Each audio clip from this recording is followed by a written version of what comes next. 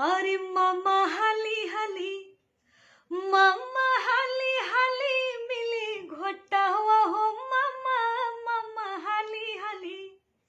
अरे मामा हाली हाली मिली घोटावा हो मामा, मामा हाली हाली।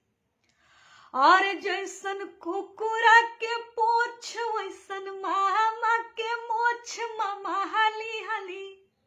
और जैसन कुकुरा के पोछ वैसन मामा के मोछ, मामा हाली हाली। और मामा हाली हाली मिली घोटावा हो मामा, मामा हाली हाली। मामा हाली हाली मिली घोटावा हो मामा, मामा हाली हाली। और जैसन इंडिया के गेट वैसन मामा के पेट, मामा हाली हाली। जैसन इंडिया के गेट वैसन मामा के पेट, मामा हाली हाली।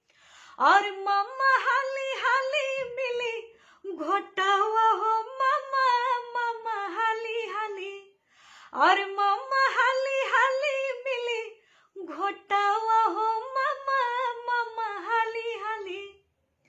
और जैसन आम के खोलाई वैसन मामी हमर होई, मामा हाली हाली। और जैसन आम के खोलाई वैसन मामी हमर होई, मामा हाली हाली। और मामा हाली हाली मिली घोटावा हो मामा, मामा हाली हाली। मामा हाली हाली मिली घोटावा हो मामा, मामा हाली हाली। और जैसन नदी में के बालू वैसन मामा हमर चालू, मामा हाली हाली।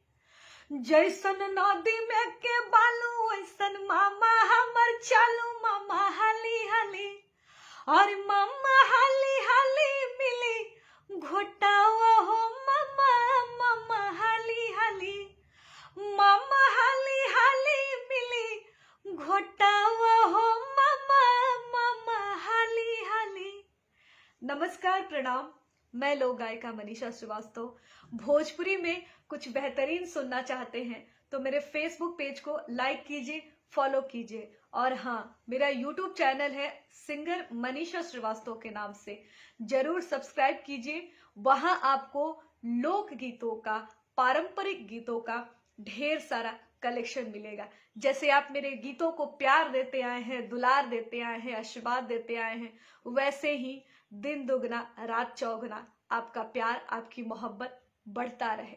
बहुत बहुत धन्यवाद।